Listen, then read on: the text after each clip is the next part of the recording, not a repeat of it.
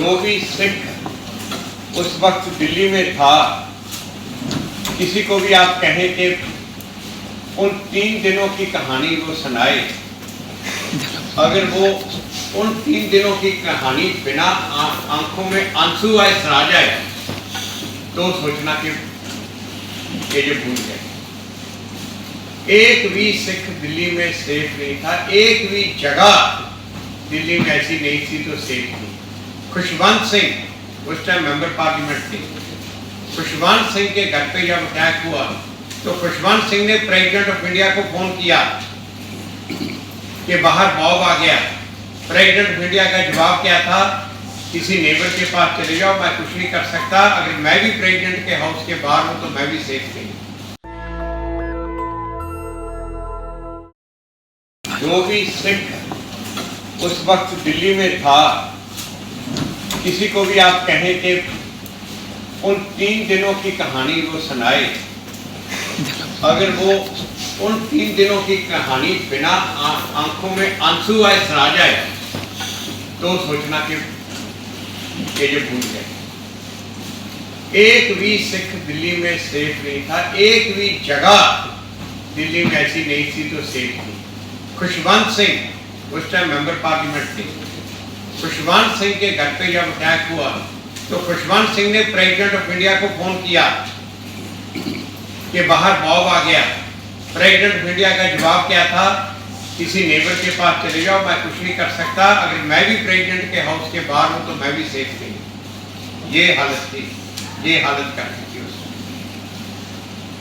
ये वीडियोस के थ्रू हमने ये कोशिश की है, ये 40 साल की पूरी लड़ाई क्या हुआ, और ये वीडियोस जो HS फुल्का के नाम की चैनल है उसके ऊपर लोडेड है। अगर वो YouTube चैनल मेरे फेसबुक HS फुल्का पे भी इसका लिंक दिया है, ट्विटर पे भी मैं अभी लिंक डाल रहा हूँ, तो ये अगर आप YouTube पे @HS फुल्का डालोगे तो वो चैनल आ जाएगी। उसमें ये एक कोशिश है कि पूरे के पूरे ये जो 40 साल की ये सफ़र को हम डॉक्यूमेंट करके रिकॉर्ड के लिए रखते हैं ताकि हमेशा के लिए ये रिकॉर्ड के लिए रहे। कोई क्वेश्चन?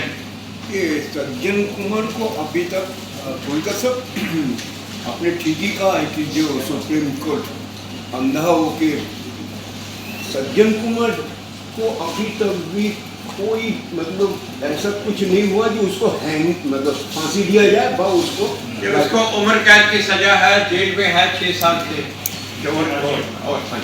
उम्र कैद की सजा है, जेल में। नहीं तो क्या मतलब तो उसके पीछे केस लड़ने की क्या जरूरत है? रोज ही उसकी अपील तो भी उसकी पेंडिंग पड़ी और लड़ते लगभग पहले तो हर महीने बेल के लिए, कभी मेरा वेट कम हो गया, एक बार वो मेदांता से रिपोर्ट गलत ले आया, मुझे कैंसर है, तो सुप्रीम कोर्ट ने कहा बोर्ड कॉन्स्टिट्यूट करो, एम्स का, उन्होंने कहा कुछ नहीं है, ठीक है। अच्छा सर, आपने ये कहा कि it was not a reaction, it was a planned messenger of the Sikh. हाँ, तो आप क्या रीजंस क्या है? ये मैं बताता हूँ।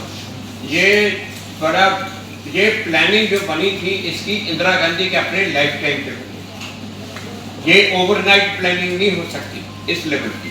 और अब तो उसके बाद तो ये पहले जो हमारे पास ये एविडेंस है कि एक दिन की प्लानिंग नहीं है, ये प्लानिंग लंबी है।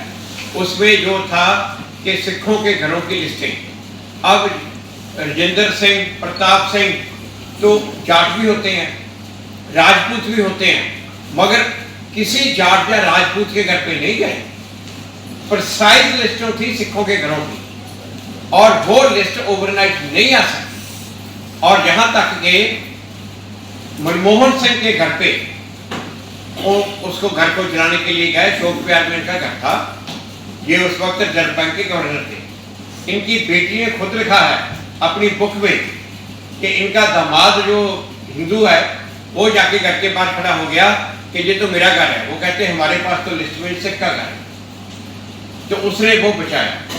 विनू गोपाल जी जो सीनियर एडवोकेट जो भी अटॉर्नी जनरल अभी तक थे, उन्होंने अपने एफिडेविट में कहा है कि मैं जिस घर में रहता था वो सिख का घर था, उसको जलाने के लिए आ गए क्योंकि लिस्ट में था, क्योंकि मैंने जाके उनको कहा कि ये तो मेरा कार्य है, मैं ये डाली जो एक नेक्स्ट थिंग जो प्लानिंग थी कि सबसे पहले क्या करना है, सबसे पहले गुरुद्वारे को जलाना है, सारी दिल्ली में वो किया गया। उसके बाद इनके पास इनफ्लेमेबल पाउडर, वो जो इनफ्लेमेबल पाउडर है अवेलेबल नहीं है, ना ही कोई आम आदमी उसको यूज कर सकता है, एक्सपर्ट लोग थे जो उसको यूज कर रहे थे। तो उसके बाद एक ही किस्म की रॉड, और उसके बाद अब तो जो GBS सिद्धू जो स्पेशल डायरेक्टर रॉ से रिटायर हुआ है, उसकी बुक जिसमें उसने कहा है कि अगस्त में जब उसने अपने सीनियर के पास जाके उसने कहा।